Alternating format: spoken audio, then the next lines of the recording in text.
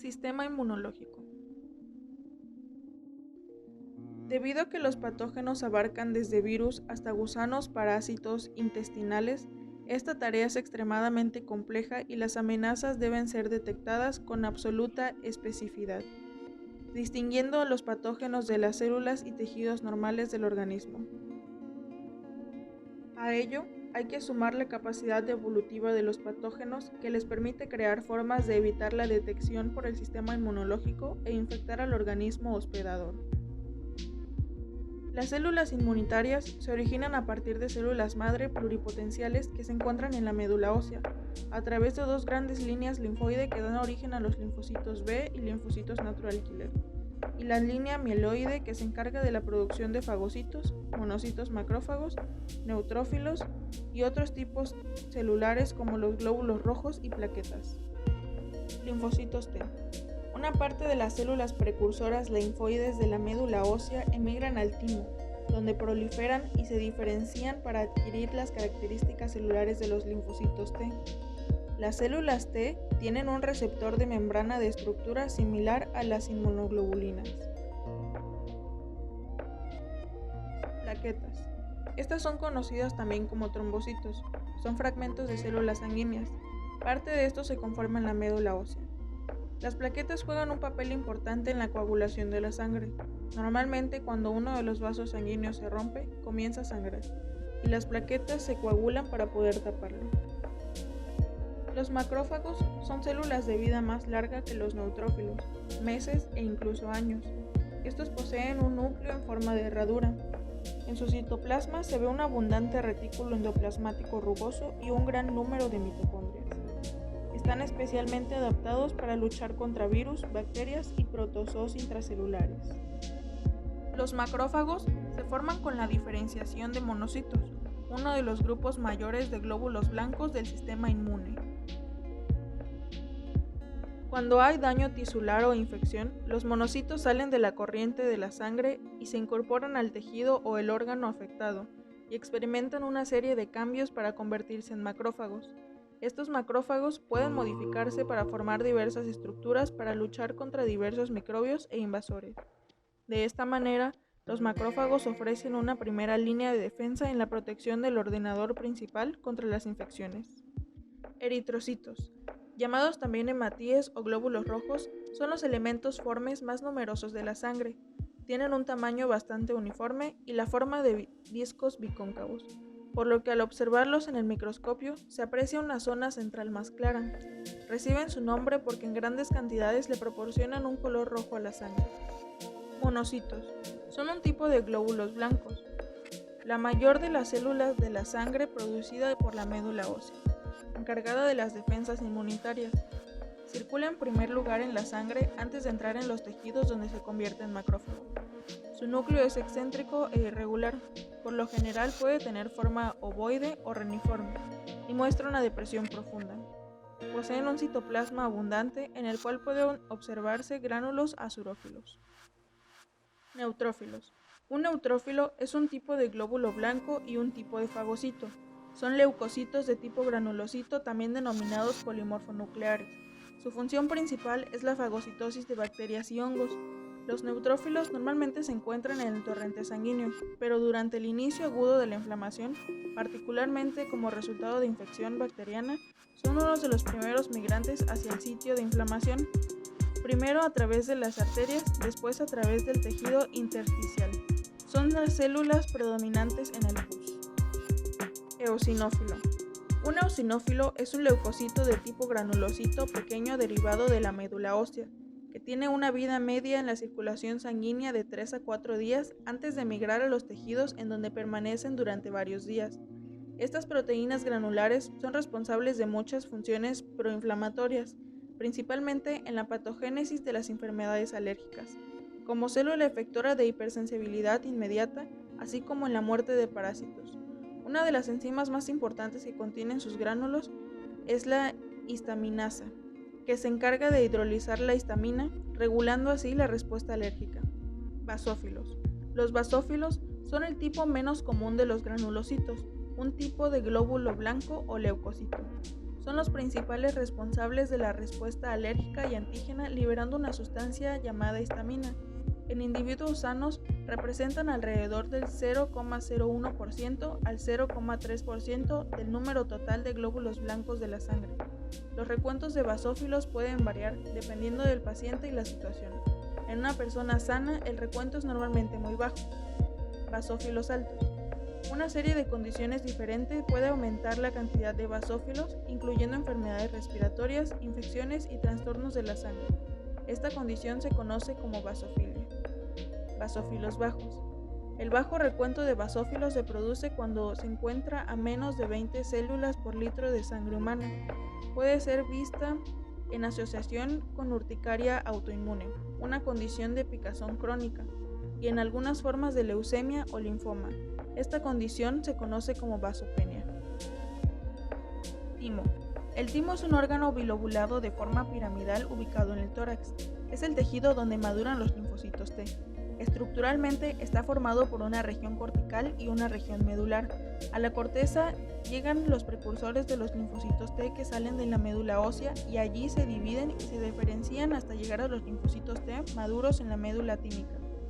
El órgano está rodeado por una cápsula de tejido conectivo, de la cual se desprenden trabéculas que lo dividen en pequeños lobulillos, y dentro de los cuales hay numerosos vasos sanguíneos.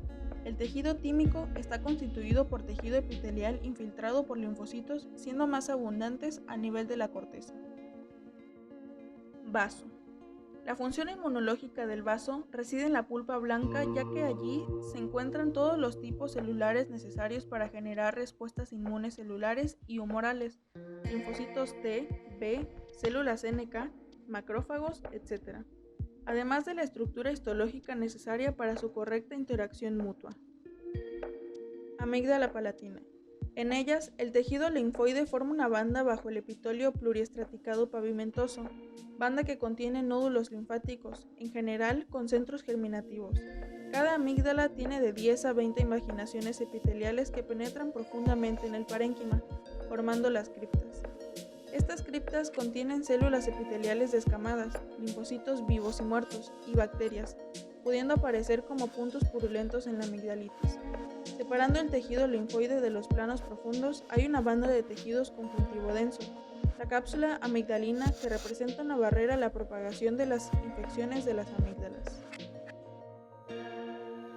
Adenoides.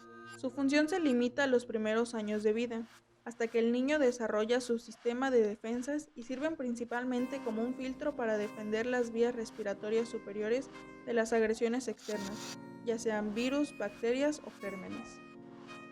Placas de Peyer.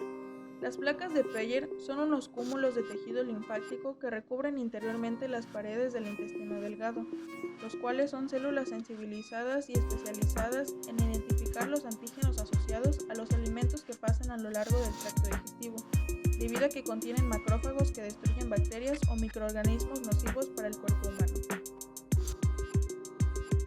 Médula ósea. La médula ósea roja es el lugar donde se produce la sangre, hematopoiesis, porque contiene las células madre que originan los 3 tipos de células sanguíneas, que son los leucocitos, hematíes y plaquetas.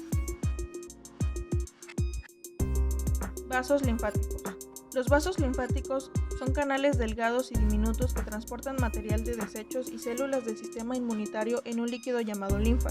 Se distribuyen por todo el cuerpo llenando los espacios intersticiales de las células y desembocan en pequeñas estaciones llamadas ganglios linfáticos hasta terminar en la circulación venosa sistemática.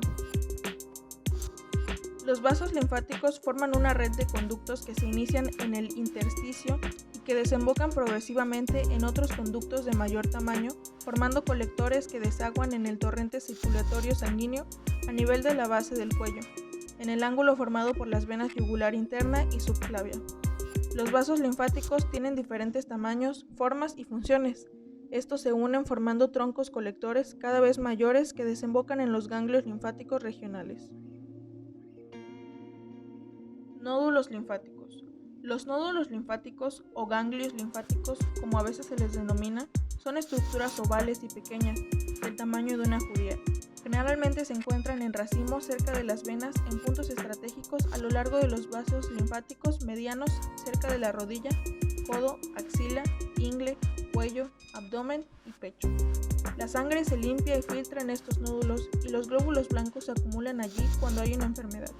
Este proceso de filtrado previene la introducción en el sistema circulatorio sanguíneo de bacterias, células cancerosas u otros agentes infecciosos. Los nódulos linfáticos son los centros de producción y almacenamiento de algunos glóbulos blancos, llamados linfocitos y monocitos, elementos importantes en el mecanismo inmunológico del organismo.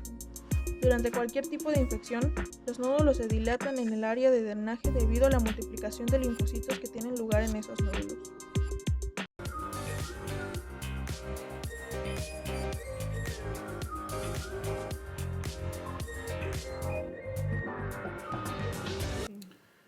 Muy buenos días, Radio Escuchas. El día de hoy en Noticiencia tendremos a 4 investigadoras epidemiológicas, las cuales nos vendrán a hablar sobre las enfermedades infecciosas. Para empezar tenemos a la investigadora Arisaí González, la cual nos vendrá a aclarar qué son las enfermedades infecciosas. Buenos días. Las enfermedades infecciosas son causadas por microorganismos patógenos como las bacterias, los virus, los parásitos o los hongos. Estas enfermedades pueden transmitirse de forma directa o indirecta, de una persona a otra. ¿Y cuáles hay? Bueno, las más comunes son la gripe, la rabia, la hepatitis A, B y C, varicela, sida, viruela, sarampión, herpes. Muy bien, muchas gracias, querida estimada investigadora Arisaí González. Ahora pasamos con la investigadora Nelly Millán y ella nos dirá cómo prevenirlas. Muy buenos días, antes que nada. Bueno, hay dos tipos de enfermedades que son las crónicas y las infecciosas. Para poder prevenir las crónicas se tiene que tener una buena alimentación, hacer ejercicio, no fumando, que es lo que principalmente hay en México, que en México es donde más hay fumadores y por esa causa ha habido más enfermedades crónicas. También lo que es las bebidas alcohólicas, eso es muy importante ya que eso puede aumentar más la enfermedad. En otra parte tenemos los que son las infecciosas, que es que mantengamos las vacunas, que nos lavemos las manos frecuentemente, estar seguro de lo que comemos, lavarlos y más que nada desinfectarlos para poder evitar este tipo de enfermedades. Muy bien, pero en sí, ¿qué es el sistema inmunitario? Bueno, el sistema inmunitario es un sistema compuesto por células sanguíneas que tiene la capacidad de protegernos ya sea de virus, de toxinas, de tejidos extraños en nuestro cuerpo. Ok, ¿y esta qué función tiene? Bueno, es sencillo. Prácticamente nos evita el enfermarnos. En pocas palabras, nos protege de todas las inmunidades que nosotros estamos expuestos ante el aire, las contaminaciones que hay actualmente. Bueno, muchísimas gracias, señorita Nelly Millán. Y ahora vamos a un corte comercial y regresamos con un par más de investigadoras epidemiológicas. Leche Chavo, Chavo Queen, Leche Chavo Queen, Leche Chavo Queen. Mamá, la leche de los chavos. Muchísimas gracias por continuar con nosotros. Ahora tenemos un par más de investigadoras. La licenciada Erika Rodríguez, quien nos dirá qué le pasa a nuestro sistema si contraemos una enfermedad infecciosa. Lo que pasa con nuestro sistema cuando contraemos una enfermedad infecciosa es que el sistema inmunológico empieza a actuar contra el agente causal. Lo que pasa es que los leucocitos, o sea, la serie blanca, empiezan a atacar al agente causal. Se activan las células tales como neutrófilos en banda, neutrófilos segmentados, linfocitos, basófilos, macrófagos, entre otros. Y dígame, ¿el tiempo de vida de una persona infectada se acorta? Pues depende realmente del tipo de infección que tenga y la gravedad de la infección. ¿Y cómo se contagia, cómo se contraen las enfermedades infecciosas? Bueno, pues esto puede ser por contacto directo o indirecto. El contacto directo es por contacto físico, relaciones sexuales, o puede ser también por contacto con heridas abiertas de personas infectadas. Y el indirecto puede ser por medio de tos o por el aire. Muchísimas gracias, licenciada Erika. Ahora vamos con la enfermera, Alina Pot, y nos dirá cuáles son las enfermedades crónicas que afectan más específicamente a adultos mayores. Las más comunes son 12. La artritis, la esclerosis, la diabetes, la desnutrición, la gripe, el Alzheimer, la demencia cerebral, el Parkinson, problemas auditivos y visuales, la hipertensión arterial y accidentes cerebrovasculares. Ok, por medio de Twitter nos están preguntando el público, la gente, los cancunenses nos preguntan cuáles son los componentes de la triada ecológica. Bueno, los componentes son el huésped, el agente causante y el ambiente. Para poder investigar estos o poder tener un mejor análisis, se tiene que tomar en cuenta la estructura genética del paciente, el género, ya sea hombre o mujer, su edad, su peso, su nivel de inmunidad, algunos tienen nivel de inmunidad mayor y otros menor, el estado mental y los hábitos que suele tener el individuo. También nos preguntan qué es la cadena epidemiológica. Bueno, la cadena epidemiológica está conformada por los elementos ya mencionados anteriormente, el huésped, el agente causal y el ambiente. Y pues se utiliza para poder investigar mejor, para poder ordenar mejor y poder tener una mejor idea de lo que se está investigando. Usualmente se suele acomodar en un cuadro de la historia natural de la enfermedad o en un diagrama de Levy-Clark, que en este se acomoda en forma de escalera para poder ir analizando el desarrollo de la enfermedad sin ninguna intervención médica. Ok, muchísimas gracias, licenciada Erika, enfermera Alina, y esperamos haber contribuido un poco a la concientización de los cancunenses. De esta manera nos despedimos. Esto fue Noticiencia. Hasta la próxima.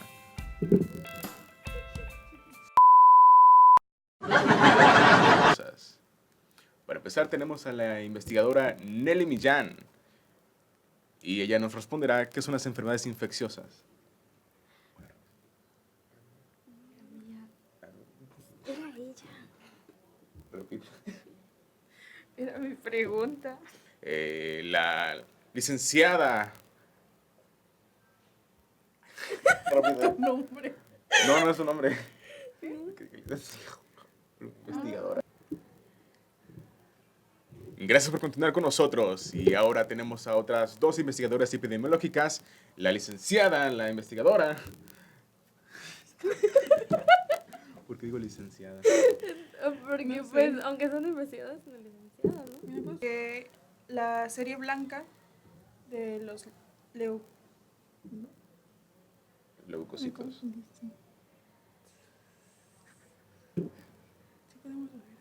Es que Repite. No, la cadena epidemiológica es